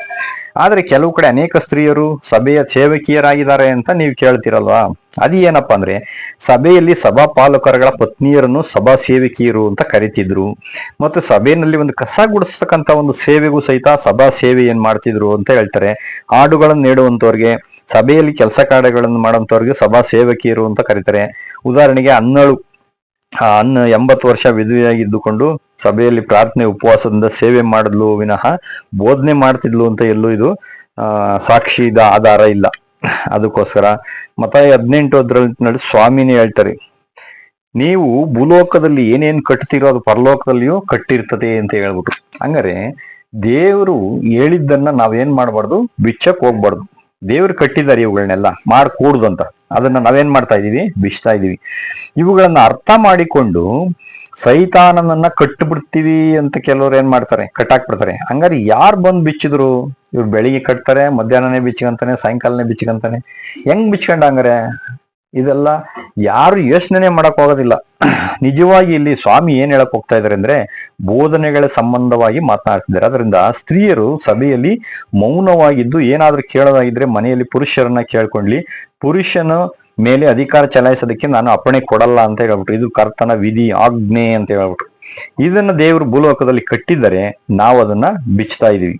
ಯಾರಾದ್ರೂ ಇಲ್ಲ ಸ್ತ್ರೀಯರು ಬೋಧಿಸ್ಬೋದು ಅಂತ ಹೇಳೋದಾದ್ರೆ ನಮ್ಮ ವಿಶ್ವಾಸ ಹಂಗಾರೆ ದೇವ್ರ ಮೇಲಲ್ಲ, ಮನುಷ್ಯರ ಮೇಲಿದೆ ಅಂತ ನಾವು ಅರ್ಥ ಮಾಡ್ಕೊಳ್ಬೇಕು. ಯೆಹೋವನು ವಿಧೇಯತ್ವಕ್ಕೆ ಮೆಚ್ಚುವಷ್ಟು ಯಜ್ಞ ಹೋಮಗಳಿಗೆ ಮೆಚ್ತಾನ. 1 ಸಮುವೇಲ 15:23 ಹೇಳ್ಬಿಟ್ಟವ್ರೆ. 1, 2 ಇನ್ನೂ ನೋಡೋಣ. ಮತ್ತಾಯ 23:8-10 ನೀವು ಬೋಧಕರು ಎನಿಸಿಕೊಳ್ಳಕ್ ಹೋಗ್ಬೇಡಿ, ನೀವೆಲ್ಲರೂ ಸಹೋದರರು ಅಂದ್ಬಿಟ್ರು. ಟೋಟಲ್ ಆಗಿ ನೀವ್ ಯಾರು ಪಾಸ್ಟರ್ಗಳಲ್ಲಪ್ಪ, ನಿಮಗೆ ಇರೋರು ಯಾರಂತೆ ಒಬ್ಬರೇ ಪಾಸ್ಟ್ರು. ಮತ್ತು ಭೂಲೋಕದಲ್ಲಿ ಯಾರನ್ನೋ ತಂದೆ ಅಂತ ಕರಿಬೇಡಿ, ಮತ್ತೆ ಯಾರನ್ನು ಗುರು ಪಾಸ್ಟ್ರು ಅಂತ ಕರಿಬೇಡಿ. ಕ್ರಿಸ್ತನೊಬ್ಬನೇ ನಿಮಗೆ ಗುರು, ತಂದೆ ಒಬ್ಬರೇ ನಿಮಗೆ ದೇವರು, ದೇವರೊಬ್ಬರೇ ನಿಮಗೆ ತಂದೆ. ಸ್ವಾಮಿ ಸ್ಪಷ್ಟವಾಗಿ ಯೇಸ್ವಾಮಿನೇ ಇಲ್ಲಿ ಬರೆದ್ರು. ಅವರ ಮಾತಿಗೆ ನಾವು ಬೆಲೆ ಕೊಡದೆ, ಇಲ್ಲ ನಮ್ಗೆ ಗುರು ಅವರು, ಇಲ್ಲ ನಮ್ಗೆ ಅವ್ರ ಫಾದರ್, ನಮ್ ತಂದೆ ಅಂತ ನಾವು ಹೇಳೋಂಥದ್ದು ಎಷ್ಟ್ರ ಮಟ್ಟಿಗೆ ಸರಿ? ನಾವೆಲ್ಲರೂ ಸಹೋದರರು, ಬ್ರದರ್ ಅಂತ ಕರೆಯದೆ ದೇವರ ವಾಕ್ಯಕ್ಕೆ ವಿಧೇಯ ಇರೋವಂಥದ್ದು. ಅದು ಬಿಟ್ಟು ನಮ್ಮಿಷ್ಟ ಬಂದಂಗೆ ಸ್ವಾಮಿ, ತಂದೆ, ಗುರು ಅಂತ ಕರೆದ್ರೆ ನಮ್ಮ ವಿಶ್ವಾಸ ಸತ್ಯವೇದ ಮೇಲೆ, ದೇವ್ರ ಮೇಲಿಲ್ಲ, ಜನಗಳ ಮೇಲಿದೆ ಅಂತ ಅರ್ಥ. ಈ ಕೆಲವರು ರೆವರೆಂಟ್ ಅಂತ ಇಟ್ಕೊಳ್ತಾರೆ. ಏನಿದ್ರ ಅರ್ಥ ಅಂತ ನೋಡಿದ್ರೆ, ಪರಿಶುದ್ಧನು ಭಯಂಕರನು ಅಂತ. ಹಂಗಾರೆ ಈ ಮನುಷ್ಯರು ಪರಿಶುದ್ಧನ ಭಯಂಕರನ? ಯಾವುದೂ ಇಲ್ಲ. ಕೀರ್ತನೆ 111:9 ಹೇಳ್ತಾರೆ, ಆತನ ನಾಮವು ಪರಿಶುದ್ಧವು ಭಯಂಕರವಾಗಿದೆ. ಇಂಗ್ಲಿಷ್ ನಲ್ಲಿ ಇದನ್ನೇ ರೆವರೆಂಟ್ ಅಂತ ಇರೋಂಥದ್ದು. ಹಾಗಾದ್ರೆ ಮನುಷ್ಯರು ರೆವರೆಂಟ್ ಅಂತ ಇಟ್ಕೊಳ್ಳೋದು ಯಾವ ಅರ್ಥದಲ್ಲಿ ಇಟ್ಕೊಂಡವ್ರೆ? ಯೆಶಾಯ 42:8 ನಾನೇ ಯೆಹೋವನು, ಇದೇ ನನ್ನ ನಾಮವು, ನನ್ನ ನಾಮ ಮಹಿಮೆಯನ್ನ ಮತ್ತೊಬ್ಬರಿಗೆ ಸಲ್ಲಗೊಡಿಸದವನು ಅಂತ ಹೇಳ್ಬಿಟ್ರು. ಬಿಡಲ್ಲ ನಾನು ಅಂತ ಹೇಳಿದ್ರು. ಹಂಗಾರೆ ಮನುಷ್ಯರಿಗೆ ಸಲ್ಲಿಸಿದ್ರೆ ನಾವು ಅಲ್ಲಿ ನಮಗೆ ವಿಶ್ವಾಸ? ಇದನ್ನ ಭೂಲೋಕದಲ್ಲಿ ಕಟ್ಟಿದರೆ ನಾವು ಬಿಚ್ತಾ ಇದ್ದೀವಿ. ಫಾದರು, ಪೋಪು, ಅಯ್ಯ, ಪಾಸ್ಟ್ರು ಎಲ್ಲಾ ಒಂದೇನೆ. ಪೋಪ್ ಅಂದ್ರೆ ಪೋಪ್ಗಳು ದೊಡ್ಡ ಪೋಪ್ಗಳಿಗೆಲ್ಲ ದೊಡ್ಡ ಪೋಪು ಪಪ್ಪ ಅಂತ. ಅದನ್ನ ಇಂಗ್ಲಿಷ್ ನಲ್ಲಿ ಪಪ್ಪ ಅಂತ ಕರೀತಾರೆ, ಕನ್ನಡದಲ್ಲಿ ಪೋಪ್ ಅಂತಾರೆ. ಇದನ್ನೇ ನಾವೇನ್ ಮಾಡ್ತೀವಿ, ಅಪ್ಪ ಅಂತ ಕನ್ನಡದಲ್ಲಿ ಕರಿತೀವಿ. ದೇವರಿಗೆ ಸಲ್ಲುವಂತ ಗೌರವವನ್ನ ನಾವು ಪಡೆದುಕೊಂಡ್ರೆ ಸರಿನಾ? ದೇವ್ರು ಸುಮ್ನೆ ಇರ್ತಾರ? ಸುಮ್ನೆ ಇರೋದಿಲ್ಲ. ಏನ್ ಮಾಡ್ತಾರೆ ನೋಡಿ, 2 ತೆಸಲೋನಿಕ 2:9 ಹೇಳ್ತಾರೆ, ಅವರು ಸತ್ಯದ ಮೇಲೆ ಪ್ರೀತಿಯನ್ನಿಡದ ಕಾರಣ ಅಸತ್ಯ ನಡುವಂತ ಭ್ರಮೆಯನ್ನ ನಾವೇ ಅವರಲ್ಲಿ ಕಳಿಸಿ ಸುಳ್ಳನ್ನ ನಂಬುವುದಕ್ಕೆ ಅವ್ರನ್ನ ಬಿಟ್ಬಿಡ್ತೀನಿ. ಈ ರೀತಿ ಎಲ್ಲ ಮಾಡೋದ್ರಿಂದ ಸುಳ್ಳೆ ನಂಬ್ಕೊಂಡು ನಾಳಾಗೋಗ್ಲಿ ಅಂತ ದೇವರೇ ಬಿಟ್ಬಿಡ್ತಾರಂತ ಸಭೆನ. ಅವಂದ್ರೆ ಅವ್ರು ಏನಾನ ಮಾಡ್ಕೊಂಡು ಹೋಗ್ಲಿ ಅಂತ. ಹಂಗಾರೆ ದೇವರು ಆ ಸಭೆನ ಲೆಕ್ಕಕ್ಕೆ ತಗೊಳಕ್ ಹೋಗಲ್ಲ. ಸಭೆಯಲ್ಲಿ ಇರೋಂಥವ್ರನ್ನ ಯಾರನ್ನು ಟೋಟಲ್ ಆಗಿ ರಿಜೆಕ್ಟ್ ಮಾಡ್ತಾರೆ. ನೋಡಿ, ಸತ್ಯದ ಮೇಲೆ ಪ್ರೀತಿ ಇಲ್ಲ, ವಾಕ್ಯದ ಮೇಲೆ ಪ್ರೀತಿ ಇಲ್ಲ, ತಮಗೆ ಗೌರವ ಬಂದ್ರೆ ಸಾಕು, ಇಂಥವರು ರಕ್ಷಣೆ ಇಲ್ಲ ಅಂತಾರೆ. ಅಂದ್ರೆ ಕೊನೆಗೆ ರಕ್ಷಣೆಯೊಳಗೆ ಬರೋದೇ ಇಲ್ಲ. ಕಾರಣ ಏನಪ್ಪಾ ಅಂತಂದ್ರೆ, ಅನೀತಿಯಲ್ಲಿ ಆನಂದ ಪಡ್ತಾ ಇರ್ತಾರೆ ಇವರು. ಅನೀತಿಗಳು ಇವೆಲ್ಲ, ಇವುಗಳಲ್ಲಿ ಸಂತೋಷ ಪಡ್ತಾ ಇದ್ರೆ ನಾವು, ಇವರು ಕೊನೆಗೆ ನಾಶ ಆಗ್ಬಿಡ್ತಾರೆ. ಭ್ರಮೆಯನ್ನ, ಆತ್ಮವನ್ನ ದೇವರೇ ಕಳಿಸ್ಬಿಟ್ಟಿರ್ತಾರಂತೆ. ಯಾಕೆಂದ್ರೆ ಇವ್ರಿಗೆ ಸತ್ಯ ಇಷ್ಟನೇ ಆಗಲ್ಲ. ಕಲ್ಪನಾ ಕಥೆಗಳು, ಹಾಸ್ಯ ಚಟಾಕಿಗಳು, ಅಂಥ ಬೋಧನೆಗಳನ್ನ ಇಷ್ಟಪಡ್ತಾರೆ. ನಿಜವಾದ ಸತ್ಯವನ್ನ ಇವರು ಇಷ್ಟಪಡ್ತಾ ಇಲ್ಲ. ಅಯ್ಯೋ ದೇವರು ಹಾಗೆಲ್ಲ ಮಾಡ್ತಾರಾ ಅಂತೀರಾ? ಹೌದು. ಯಾಕಂದ್ರೆ ದೇವರನ್ನು, ಕ್ರಿಸ್ತನನ್ನು ಮಹಿಮೆ ಪಡಿಸುವಂತಹ ಬದಲು ತಮ್ಮನ್ನೇ ಮಹಿಮೆ ಪಡಿಸಿಕೊಂಡ್ರೆ, ದೇವರಿಗೆ ನೀನ್ ಅಲ್ಲದಿದ್ದರೆ ಇನ್ನೊಬ್ಬ ಅಂತಾರೆ ಅಲ್ವರ? ಅಷ್ಟೇ.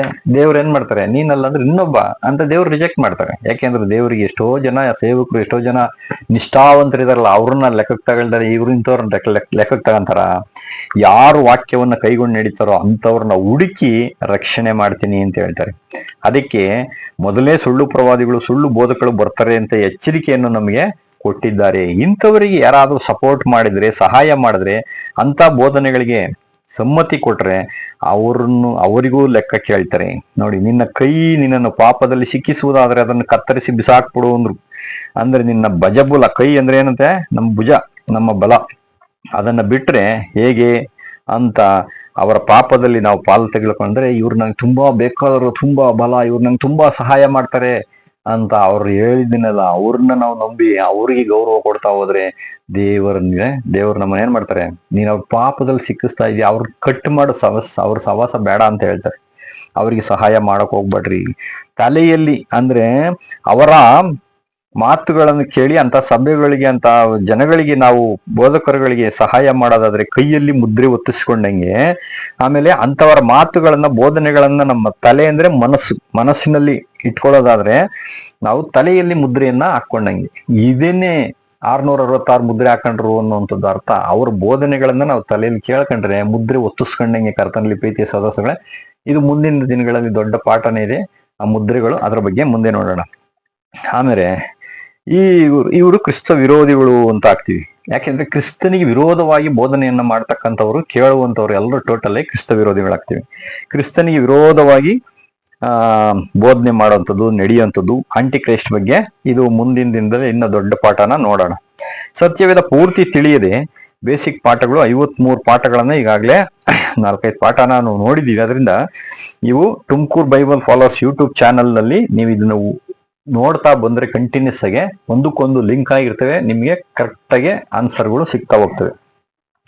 ಇದು ಯಾರನ್ನು ಟೀಕಿಸುವಂಥದ್ದಲ್ಲ, ಎಚ್ಚರಿಸುವಂಥದ್ದಷ್ಟೇ. ಸಹೋದರರು ಅನ್ಯಾಯವಾಗಿ ದೇವರ ಆಶೀರ್ವಾದವನ್ನ, ಪರಲೋಕವನ್ನ ಕಳ್ಕೊಳ್ತಾರಲ್ಲ ಅಂತ ವಿಷಯದಗೋಸ್ಕರ ಈ ಪಾಠಗಳನ್ನ ಮಾಡ್ತಾ ಇರೋದು. ಯಾವ ಬೋಧನೆ, ಯಾಕೆಂದ್ರೆ ನಾನು ಅದೇ ರೀತಿಯಲ್ಲಿ ಸತ್ಯದಲ್ಲಿ ಅದೇ ಸಂಸ್ಥೆಗಳಿಂದ ಅದೇ ವಿಶ್ವಾಸದಿಂದ ಬಂದಂತವನೇ. ಆದ್ರಿಂದ ಈಗ ಸತ್ಯ ಸಿಕ್ಕಿರೋದ್ರಿಂದ ಸತ್ಯವನ್ನ ಹೇಳುವಂಥದ್ದು ನಮ್ಮ ಕರ್ತವ್ಯ. ಮತ್ತೆ ಪೋಪತ್ರ 2 ಬಂಗಾರದ ಬೀಗದ ಕೀದುವಂತೆ ಅವುಗಳನ್ನ ಪೇತ್ರನ್ ಕೊಟ್ಟಿದ್ರಂತೆ, ಅವನ್ನ ಇವಾಗ ಪೋಪು ಅವ್ರಿಗೆ ಕೊಟ್ರಂತ ಪೇತ್ರ. ಇದನ್ನ ಹೇಳ್ತಾರೆ ನೋಡಿ, ಮತ್ತಾಯ 16:18 ನೀನು ಪೇತ್ರನು, ಈ ಬಂಡೆಯ ಮೇಲೆ ನನ್ನ ಸಭೆ ಕಟ್ಟುತ್ತೀನಿ, ಪಾತಾಳದ ಲೋಕ ಅದನ್ನು ಸೋಲಿಸಲಾಗದು, ಪರಲೋಕದ ಬೀಗದ ಕೈಗಳನ್ನು ನೀ ಕೊಡುವಿನು. ಭೂಲೋಕದಲ್ಲಿ ನೀನ್ ಯಾವ್ದು ಕಟ್ತೀಯೋ ಅದು ಪರಲೋಕದಲ್ಲಿಯೂ ಕಟ್ಟಿರ್ತದೆ, ಭೂಲೋಕದಲ್ಲಿ ನೀನ್ ಯಾವ್ದು ಬಿಚ್ಚಿಯೋ ಅದು ಪರಲೋಕದಲ್ಲಿ ಬಿಚ್ಚಿರ್ತದೆ. ಈ ರೀತಿಯಾದ ಒಂದು ಕೆಲವು ಬೋಧನೆಗಳನ್ನ ಯೇಸು ಮಾಡಿದ್ರು. ಇಲ್ಲಿ ನೋಡಿ, ಸರಿಯಾಗಿ ಗಮನಿಸಿ. ನಿನ್ನ ಮೇಲೆ ನಾನು ಸಭೆ ಕಟ್ತೀನಿ ಅಂದ್ರೆ ಆತನ ಮೂಲಕ ಭೂಲೋಕದ ಬೀಗದ ಕೈಗಳು ಅಂತ ಎಲ್ಲ ಹೇಳಿದ್ರಲ್ರ. ಪರಲೋಕ ಅಂತಂದ್ರೆ ಪೇತ್ರನ ಮುಖಾಂತರ 50ಮ ದಿನದಲ್ಲಿ ಮೇಲಂತಸ್ತಿನ ಕೊಠಡಿಯಲ್ಲಿ ಇರ್ಬೇಕಾದ್ರೆ ಪವಿತ್ರಾತ್ಮನ ಅಭಿಷೇಕ ಸಿಕ್ತು. 3000 ಜನ ರಕ್ಷಣೆ ಹೊಂದಿದ್ರು. ಇದು ಒಂದು ಬೇಗದ ಕೈ ಅಂದ್ರೆ ಯಹೂದ್ಯರಿಗೆ ಸುವಾರ್ತೆ ಸಾರಿದ್ದು. ಎರಡನೇದು, ಕೊರ್ನೇಲ್ಯನ ಮನೆಯಲ್ಲಿ ಸುವಾರ್ತೆಯನ್ನ ಸಾರಿದ್ರು. ಅಲ್ಲಿ ಬೋಧನೆ ಮಾಡ್ತಿರುವಾಗ್ಲೇ ಅವ್ರ ಮೇಲೆ ಪವಿತ್ರಾತ್ಮನ ಅಭಿಷೇಕ ಬಂತು. ಈ 2 ಬೀಗದ ಕೈಗಳನ್ನ ಯೇಸು ಕ್ರಿಸ್ತರು ಹೇಳಿದಂತ ಒಂದು ವಿಷಯಗಳ ಅರ್ಥ ಇದು. ಆದ್ರೆ ಈಗ ಆ ಬೀಗದ ಕೈ ಎಲ್ಲಿ ಓದೋ ಅಂತ ಕೇಳಿದ್ರೆ ಪೋಪಕ್ಕೆ ಕೊಟ್ರು ಅವರು ಅಂತ ಅಲ್ಲ. ನೋಡಿ, ಪ್ರಕಟಣೆ 1:18 ಈಗೋ ಮರಣದ ಪಾತಾಳದ ಬೀಗದ ಕೈಗಳು ನನ್ನ ಬಳಿವೆ. ವಾಪಸ್ ಆ ಅಧಿಕಾರನ ಯೇಸು ಕ್ರಿಸ್ತರು ತಗೊಂಡ್ರಷ್ಟೇ, ಮುಗಿದೋಯ್ತು ಅಲ್ಲಿಗೆನೆ. ಅಂದ್ರೆ ಇದನ್ನು ಕೆಲವರು ಇನ್ನು ಏನೇನು ಹುಳಿ ಬೋಧನೆಗಳನ್ನ ಹೇಳ್ತಾರಪ್ಪ ನೋಡಿ ಅಂತಂದ್ರೆ, ಸಭಾ ಸೇವಕರು ಮದುವೆ ಆಗ್ಬಾರ್ದು, ಮದುವೆ ಆದ್ರೆ ಪರಲೋಕಕ್ಕೆ ಹೋಗಲ್ಲ, ಹಂಗೆ ಹಿಂಗೆ ಅಂತೆಲ್ಲ ಹೇಳ್ತಾರೆ. ನೋಡಿ, ಇದು ಯಾಕೆ ಹೇಳ್ತಾರೆ ಈ ಮಾತುಗಳನ್ನ ಅಂದ್ರೆ, ಪ್ರಕಟಣೆ 14:4 ಸ್ತ್ರೀ ಸಹವಾಸದಿಂದ ಮಲಿನರಾಗದವರು ಇವರು ಯೇಸು ಕ್ರಿಸ್ತನಲ್ಲಿ ಶುದ್ಧ ಕನ್ಯೆ ತರ ಇರ್ತಾರೆ ಅಂತ ಈ ಒಂದು ವಿಷಯನ ಇಟ್ಕೊಂಡು ಹೇಳ್ತಾರೆ. ಇದು ಯಾವ್ದ್ರ ಬಗ್ಗೆ ಬರೆದಾರೆ ಅಂದ್ರೆ, ಪೌಲ್ರು 1 ತಿಮೋಥಿ 3:1 ಸಭಾಧ್ಯಕ್ಷನು ಏಕಪತ್ನಿ ರಥಸ್ಥನಾಗಿರ್ಬೇಕು ಅಂತ ಅದೇ ಪೌಲ್ರು ಬರ್ದವ್ರೆ. ಎರಡನ್ನೂ ನಾವು ಅರ್ಥ ಮಾಡ್ಕೊಳ್ಬೇಕು. ಮದುವೆ ಆಗ್ಬಾರ್ದು, ಮದುವೆ ಆಗ್ಬೇಕು. ಯಾಕೆ ಬರ್ದವ್ರೆ ಇದು? ಮದುವೆ ಎನ್ನುವಂಥದ್ದು ಘನವಾದದ್ದು, ಪ್ರತಿಯೊಬ್ಬರಿಗೂ ಮದುವೆ ಆಗ್ಲೇಬೇಕು. ಸಭಾಧ್ಯಕ್ಷ ಏಕಪತ್ನಿ ರಥಸ್ಥನಾಗಿ ಇರ್ಬೇಕು ಅಂತ ಬರ್ದವ್ರು. ಹಂಗಾರೆ ಇಲ್ಲಿ ಯಾವ್ದ್ರ ಬಗ್ಗೆ ಹೇಳ್ತಾರಪ್ಪ? ಸ್ತ್ರೀ ಸಹವಾಸದಿಂದ ಮಲಿನರಾಗದವರು ಅಂದ್ರೆ ಆ ಜಾರ ಸ್ತ್ರೀ ಸಹವಾಸವನ್ನ ಮಾಡ್ದಂಥವ್ರು, ಅವರು ಮಾತ್ರ ಪರಲೋಕಕ್ಕೆ ಹೋಗ್ತಾರೆ. ಸುಳ್ಳು ಬೋಧನೆ, ಸುಳ್ಳು ವಿಷಯಗಳು, ಸುಳ್ಳು ಸಿದ್ಧಾಂತಗಳು, ಸ್ವಕಲ್ಪಿತ ಈ ಬೋಧನೆಗಳನ್ನ ಯಾರು ಮಾಡಲ್ವೋ ಅವ್ರು ಮಾತ್ರ ಅಂತ ಕರ್ತನಲ್ಲಿ ಪ್ರೀತಿಯ ಸೋದರಗಳೇ ಖಂಡಿತವಾಗಿ ಇದನ್ನ ಅರ್ಥ ಮಾಡ್ಕೊಳ್ಬೇಕು. ಈ ಸ್ತ್ರೀ ಸಹವಾಸವನ್ನ ಮಾಡಬಾರ್ದು. ಹಂಗಾರೆ ಅವ್ರ ಆಲೋಚನೆಯಂತೆ ನಡೆಯದೆ ಅವರ ಸಹವಾಸದಿಂದ ಮಲಿನರಾಗದಂಥವರು ಇವರು. ಹಾಗಾದ್ರೆ ಮದುವೆ ಆಗ್ಬಾರ್ದು ಅಂತ ಹೇಳುವಂಥದ್ದು ಸುಳ್ಳು ಬೋಧನೆ ಆಗೋಯ್ತು. ಮತ್ತೆ ಕೆಲವರು ಇಂತಿಂತ ಆಹಾರ ತಿನ್ನಬಾರ್ದು, ಶುಕ್ರವಾರ ಮಟನ್ ತಿನ್ಬಾರ್ದು ಅಂತೆಲ್ಲ ಹೇಳ್ತಾರೆ. ಪೌಲ್ರು ಏನ್ ಮಾಡ್ತಾರೆ? ಸ್ತೋತ್ರ ಮಾಡಿ ತಿಂದ್ರೆ ಎಲ್ರು ಪರಿಶುದ್ಧವಾಗಿರ್ತದೆ ಅಂತ ಬರ್ದ್ಬಿಟ್ರು ವಾಕ್ಯ. ಈ ರೀತಿ ಹೇಳ್ತಾರೆ. ಆಮೇಲೆ ದೇವರ ರಾಜ್ಯ ಸಾಸಿವೆ ಕಾಳಿಗೆ ಹೋಲಿಕೆಯಾಗಿದೆ. ನೋಡಿ, ಮತ್ತಾಯ 13:31 ಹೇಳ್ತಾರೆ, ಅದು ಹೊಲದಲ್ಲಿ ಬಿತ್ತಿದಾಗ ಕಾಯಿ ಪಲ್ಯ ಗಿಡಗಳಿಗಿಂತ ಸಣ್ಣದಾಗಿತ್ತು, ಬೆಳೆದ ನಂತರ ಏನಾಯ್ತು ಅಂತದ್ದು ದೊಡ್ಡ ಮರ ಆಗ್ಬಿಡ್ತು ಅಂತ ಬರೀತಾರಲ್ವರ. ಹಂಗಾರೆ ದೇವ್ರ ಉದ್ದೇಶ ಏನಪ್ಪಾ ಅಂದ್ರೆ, ಭೂಲೋಕದಲ್ಲಿ ಒಂದು ಚಿಕ್ಕ ಗುಂಪು ಬರ್ಬೇಕು ಪರಲೋಕಕ್ಕೆ ಅನ್ನುವಂಥದ್ದು ದೇವ್ರ ಉದ್ದೇಶ. ಆದ್ರೆ ಇಡೀ ಪ್ರಪಂಚನೇ ಕರ್ಕೊಂಡು ಹೋಗ್ತೀನಿ ಅಂತ ಎಲ್ಲೂ ಹೇಳಿಲ್ಲ. ಅವ್ರನ್ನ ಮಾತ್ರ ಕರ್ಕೊಂಡು ಹೋಗ್ತೀನಿ ಪರಲೋಕಕ್ಕೆ ಅನ್ನೋದು. ಅದು ಈಗ ಏನಾಗ್ಬಿಟ್ಟದೆ, ಬೆಳೆಯಬಾರದ ರೀತಿಯಲ್ಲಿ ಬೆಳೆದು ಬಿಟ್ಟೈತೆ ಅನ್ನೋಂಥದ್ದು. ಹಕ್ಕಿಗಳು ಬಂದು ಗೂಡ್ ಮೇಲೆ ಕುತ್ಕೊಂಡ್ ಗೂಡು ಮಾಡ್ಕೊಂಡುವಂತೆ ಆ ಮರದಲ್ಲಿ, ಇದೆಲ್ಲ ಹೇಳ್ತಾರಲ್ರ. ನೋಡಿ, ದೇವರು ಹೇಳಿದ್ ಯಾರಿಗಪ್ಪ ಅಂದ್ರೆ, ಚಿಕ್ಕ ಹಿಂಡಿ ಎದರ ಬೇಡ. ಲೋಕ 12:36 ಯೇಸು ಕ್ರಿಸ್ತರು ಹೇಳ್ಬಿಟ್ರು, ಪರಲೋಕವನ್ನ ತಂದೆ ದೇವರು ಕೊಡೋದಿಕ್ಕೆ ನಿಮಗೆ ಸಂತೋಷವುಳ್ಳವನಾಗಿದ್ದಾನೆ, ಚಿಕ್ಕ ಹಿಂಡಿಗೆ ಮಾತ್ರ. ಇದು ಎಷ್ಟಪ್ಪ ಅಂದ್ರೆ 1,44,000 ಜನಗಳು. ಇದು ಪ್ರಕಟಣೆ 7ನೇ ಅಧ್ಯಾಯದಲ್ಲಿ ನಾವು ಮುಂದಿನ ಪಾಠಗಳಲ್ಲಿ ಇವ್ರು ಯಾರು ಏನು ಅನ್ನೋದನ್ನ ಕಂಪ್ಲೀಟ್ ನೋಡೋಣ. ಆಮೇಲೆ ಈ ಹಕ್ಕಿಗಳು ಬಂದು ಗೂಡು ಮಾಡ್ಕೊಂಡ್ಬಿಟ್ಟು ಆ ಮರದ ಮೇಲೆ ಅಂದ್ರೆ, ಆ ಮರ ಯಾವ್ದಪ್ಪ ಅಂದ್ರೆ ಕ್ರಿಶ್ಚಿಯಾನಿಟಿ. ಅದು ಬೆಳೆಯಬಾರದ ರೀತಿಯಲ್ಲಿ ಈಗ ಬೆಳೆದು ಬಿಟ್ಟೈತಿ. ತದ್ವ ದೇವ್ರಿಗೆ ಇಷ್ಟವಿಲ್ಲದ ರೀತಿಯಲ್ಲಿ ಬೆಳ್ಕೊಂಡು ಹೋಗ್ತಾ ಇದೆ. ಅದ್ರಲ್ಲಿ ಹಕ್ಕಿಗಳು ಬಂದು ಗೂಡು ಮಾಡ್ಕೊಂಡ್ಬಿಟ್ಟು ಅಂತಂದ್ರೆ, ಹಕ್ಕಿಗಳು ಅಂದ್ರೆ ಏನು ನಮ್ಗೆ ಗೊತ್ತು. ಪ್ರಕಟಣೆ 18:7 ಬಾಬೆಲ್ ಎಂಬ ಮಹಾನಗರಿ ದೆವ್ವಗಳ ವಾಸಸ್ಥಾನ, ಅಪವಿತ್ರವೂ ಅಸಹ್ಯವೂ ಆಗಿರುವಂತಹ ಸಕಲ ವಿಧವಾದ ಪಕ್ಷಿಗಳಿಗೆ ಆಶ್ರಯವಾದ್ಲು. ಅಂದ್ರೆ ಈ ಸುಳ್ಳು ಬೋಧನೆಗಳು ಸಭೆನಲ್ಲಿ ಬಂದು ಕುತ್ಕೊಂಡ್ಬಿಟ್ಟವೆ, ಸಭೆಯನ್ನು ಹಾಳು ಮಾಡ್ತಾ ಇದ್ದಾರೆ. ಪರಮಗೀತ 2:15 ಹೇಳ್ತಾರೆ, ತೋಟವನ್ನ ಹಾಳು ಮಾಡುವ ನರಿ ಮರಿಗಳನ್ನ ಹಿಡ್ಕೊಳ್ರಿ, ಫಸ್ಟ್ ಹಿಡೀರಿ ಅವ್ರನ್ನ, ಬಂಧಿಸ್ರಿ ಅವ್ರನ್ನ ಅಂತ ಹೇಳ್ತಾರೆ. ಅಂದ್ರೆ ತೋಟ ಅಂದ್ರೆ ನಮ್ಮ ಒಂದು ಬೋಧನೆಯ ಒಂದು ಸಭೆ, ಕ್ರೈಸ್ತರ ವಿಶ್ವಾಸದ ಒಂದು ಗುಂಪು. ಅದ್ರೊಳಗೆ ಬಂದು ಈ ಮರಿಗಳು ಸೇರ್ಕೊಂಡ್ಬಿಟ್ಟವೆ. ಆದ್ರಿಂದ ಈ ಸ್ತ್ರೀ ಸ್ವಲ್ಪ ಉಳಿ ಅಂದ್ರೆ, ಸ್ವಲ್ಪ ತಪ್ಪು, ಸ್ವಲ್ಪ ಸುಳ್ಳು, ಸ್ವಲ್ಪ ಮಿಸ್ಟೇಕ್ ಮಾಡಿದ್ಲು ಅಂದ್ರೆ ಆ ಇಡೀ ಸಭೆನೇ ದೇವ್ರ ದೃಷ್ಟಿಯಲ್ಲಿ ಕೆಟ್ಟೋಯ್ತು, ಬಿದ್ದೋಗ್ಬಿಡ್ತು. ಇಡೀ ಬೈಬಲೇ ಕೆಟ್ಟೋಯ್ತು ಅವ್ರಿಗೆ. ಅದೇ ರೀತಿ ಯೆಶಾಯ 29:13 ಹೇಳ್ತಾರೆ, ಈ ಜನರು ಬರೀ ಬಾಯಿ ಮಾತ್ನಂಗ್ ನನ್ನನ್ನ ಸ್ತೋತ್ರ ಸ್ತೋತ್ರ ಅಂತ ಹೇಳ್ತಾರೆ, ಆದ್ರೆ ಇವ್ರು ಮಾಡೋ ಕೀರ್ತನೆ, ಮಾಡೋ ಪಾಠ, ಇವ್ರ ಮನ್ಸು ನನಗೆ ದೂರ ಆಗೋಗ್ಬಿಟ್ಟದೆ ಅಂತ ಹೇಳ್ತಾರೆ. ಎಂಥ ಮಾತು ದೇವ್ರು ಹೇಳ್ತಾ ಇದಾರೆ ನೋಡಿ. ಬರೀ ಮನುಷ್ಯರು ಹೇಳ್ಕೊಟ್ರೆ ಬಾಯಿ ಪಾಠ ಕಲ್ತ್ಕೊಂಡಿರೋದ್ರಿಂದ ನನಗೆ ಭಕ್ತಿ ತೋರಿಸೋದು ವೇಸ್ಟ್ ಅನ್ಬಿಟ್ರು. ಯೆಶಾಯ 29:13 ಅಂದ್ರೆ, ಬೋಧಕರುಗಳು ಸೇವಕರುಗಳ ಮಾತಿಗೆ ಭಯಭಕ್ತಿ ತೋರಿಸ್ತಾರೆ ಹೊರತು ದೇವರ ವಾಕ್ಯಗಳಿಗೆ ವಿಶ್ವಾಸ ತೋರಿಸ್ತಾ ಇಲ್ಲ. ಕರ್ತನಲ್ಲಿ ಪ್ರೀತಿಯ ಸಹೋದರ ಸಹೋದರಿಗಳಿಗೆ ಎಂಥ ಮಾತು, ಎಂಥ ಪಾಠ ನೋಡಿ. ದೇವರನ್ನ ನಾವು ಯಾವ ರೀತಿಯಲ್ಲಿ ಯಾಮಾರಿಸ್ತಾ ಇದ್ದೀವಿ, ಅನ್ಯಾಯ ಮಾಡ್ತಾ ಇದ್ದೀವಿ, ಅವಿಧೇಯರಾಗಿ ನಡೀತಾ ಇದ್ದೀವಿ. ಕರ್ತನಲ್ಲಿ ಪ್ರೀತಿಯ ಸಹೋದರ ಸಹೋದರಿಗಳಿಗೆ ಟೋಟಲ್ ಆಗಿ ಬೈಬಲ್ಲೇ ಉಳಿ ಮಾಡ್ಬಿಟ್ರು. ಅದಕ್ಕೆ ಯೇಸು ಸ್ವಾಮಿ ಬಂದಾಗ ನೀವ್ ಯಾರೋ ನನಗೆ ಗೊತ್ತಿಲ್ಲ ಅಂತಾರೆ. ಆದ್ದರಿಂದ ನಮ್ಮ ವಿಶ್ವಾಸ ಬೈಬಲ್ ಮೇಲಿದ್ಯಾ ಅಥವಾ ಬೈಬಲ್ ಬೋಧನೆ ಮಾಡ್ತಕ್ಕಂಥವರ ಮೇಲಿದ್ಯಾ? ನಾವು ಗಂಭೀರವಾಗಿ ಆಲೋಚನೆ ಮಾಡಿ ನಮ್ಮ ವಿಶ್ವಾಸವನ್ನ ಇಟ್ಕೊಳ್ಬೇಕಾಗುತ್ತೆ. ಯಾರು ಏನು ಹೇಳಿದ್ರು ಸರಿನಾ ತಪ್ಪ ಅಂತ ಪರಿಶೀಲಿಸಿ ಹುಡುಕಿ ನಂಬಿ ನಡೆದರೆ ಅದು ಅತಿ ಪರಿಶುದ್ಧವಾದಂತ ವಿಶ್ವಾಸ ಆಗ್ತದೆ. ಮತ್ತು ಬೈಬಲ್ನಲ್ಲಿ ಅನೇಕ ಪ್ರಿಂಟಿಂಗ್ ಮಿಸ್ಟೇಕ್ಗಳಿದಾವೆ, ತಪ್ಪಾಗಿ ಸೇರಿಸಿಬಿಟ್ಟಿದ್ದಾರೆ. ಯಾಕೆಂದ್ರೆ ಇದೆಲ್ಲ ಟ್ರಾನ್ಸ್ಲೇಷನ್ ಮಾಡ್ತಕ್ಕಂಥವ್ರು, ಪ್ರಿಂಟಿಂಗ್ ಮಾಡ್ತಕ್ಕಂಥವ್ರು ಮಾಡಿರೋಂಥ ಮಿಸ್ಟೇಕ್ಗಳು, ಇದು ದೇವ್ರು ಮಾಡಿರೋಂಥದ್ದಲ್ಲ. ಉದಾಹರಣೆಗೆ ಒಂದೇ ಒಂದನ್ನು ನೋಡ್ತೀನಿ, ಬೇಕಾದಷ್ಟು ಇದಾವೆ, ಮುಂದಿನ ದಿನಗಳಲ್ಲಿ ಎಲ್ಲವನ್ನ ವಿವರಣೆಯಾಗಿ ನೋಡೋಣ. ಮಾರ್ಕ್ 16:9-20 ತನಕ, 21 ತನಕ, ಮತ್ತೆ ಪ್ರಕಟಣೆ 20:6 ಇದು ಸಹಿತ ಹೇಳಿರುವಂತ ವಾಕ್ಯಗಳು ಒರಿಜಿನಲ್ ಬೈಬಲ್ ನಲ್ಲಿ ಇಲ್ಲವೇ ಇಲ್ಲ ಅಂತ ಕೆಳಗಡೆ ನೀವು ಫುಟ್ ನೋಟ್ ಅಲ್ಲಿ ನೋಡಿ ಕೊಟ್ಟಿದ್ದಾರೆ. ಈ ಮಾತುಗಳೇನಂತೆ ಒರಿಜಿನಲ್ ಬೈಬಲ್ ಅಲ್ಲಿ ಇಲ್ಲ. ಅಂದ್ರೆ ಇದನ್ನೇ ಇಟ್ಟುಕೊಂಡು ಎಷ್ಟೋ ಜನ ಅದ್ಭುತಗಳು, ಮಿರಾಕಲ್ಗಳನ್ನ ಮಾಡ್ತೀನಿ, ಪ್ರೇಯರ್ ಮಾಡ್ತೀವಿ ಅಂತ ಹೇಳಿ ಇದೆಲ್ಲ ಮಾಡಿ ಯಾಮಾರಿಸ್ತಾ ಇದ್ದಾರೆ. ಇವೆಲ್ಲ ಒರಿಜಿನಲ್ ಬೈಬಲ್ ಅಲ್ಲಿ ಇಲ್ಲವೇ ಇಲ್ಲದಂತಕ್ಕಂಥ ಮಾತುಗಳು. ಅದರಿಂದ ಕರ್ತನಲ್ಲಿ ಪ್ರೀತಿ ಸಹೋದರ ಸಹೋದರಗಳೇ, ಇವುಗಳನ್ನ ನಾವು ಅರ್ಥ ಮಾಡಿಕೊಂಡು ದೇವ್ರ ಮೇಲೆ, ದೇವ್ರ ವಾಕ್ಯದ ಮೇಲೆ ವಿಶ್ವಾಸವಿಡೋಣ. ನಮ್ಗೆ ಯಾರೇ ಬೋಧನೆ ಮಾಡ್ಲಿ ಪರವಾಗಿಲ್ಲ, ಅದನ್ನ ತಗೊಂಡೋಗಿ ಮನೆಯಲ್ಲಿ ಪರೀಕ್ಷಿಸಿ ಅವುಗಳ ಮೇಲೆ ಮಾತ್ರ ನಾವು ವಿಶ್ವಾಸವನ್ನು ಇಟ್ಟು ನಮ್ಮ ವಿಶ್ವಾಸಕ್ಕೆ ತಕ್ಕ ಪ್ರತಿಫಲವನ್ನು ನಾವು ಪಡ್ಕೊಳ್ಳೋಣ. ತಂದೆಯ ದೇವರು ಹೀಗೆ ನಮ್ಮೆಲ್ಲರನ್ನು ತನ್ನ ಪವಿತ್ರ ಆತ್ಮದಿಂದ ತುಂಬಿಸಿ ಬಲಪಡಿಸಿ ನಮ್ಮನ್ನು ಈ ಒಂದು ಜಾರಸ್ತ್ರೀ ಸಹವಾಸದಿಂದ, ಸುಳ್ಳು ಬೋಧನೆಗಳಿಂದ ತಪ್ಪಿಸಿ ನಮ್ಮೆಲ್ಲರನ್ನು ಕಾಪಾಡಿ ನಡೆಸಲಿ. ದೇವರು ಒಂದು ಕೊಟ್ಟಂತ ಅವಕಾಶಕ್ಕಾಗಿ ಮತ್ತು ಇದನ್ನು ಧ್ಯಾನ ಮಾಡುವಂತ ನಿಮ್ಮೆಲ್ರಿಗೂ ಸಹಿತ ನಾನು ಥ್ಯಾಂಕ್ಸ್ ಅನ್ನು ಹೇಳ್ತಾ ಈ ಒಂದು ಪಾಠವನ್ನ ಮುಗಿಸ್ತೀನಿ. ದೇವರು ಎಲ್ರಿಗೂ ಒಳ್ಳೇದು ಮಾಡಲಿ. ಆಮೇಲೆ ಪ್ರಾರ್ಥನೆ ಮಾಡೋಣ.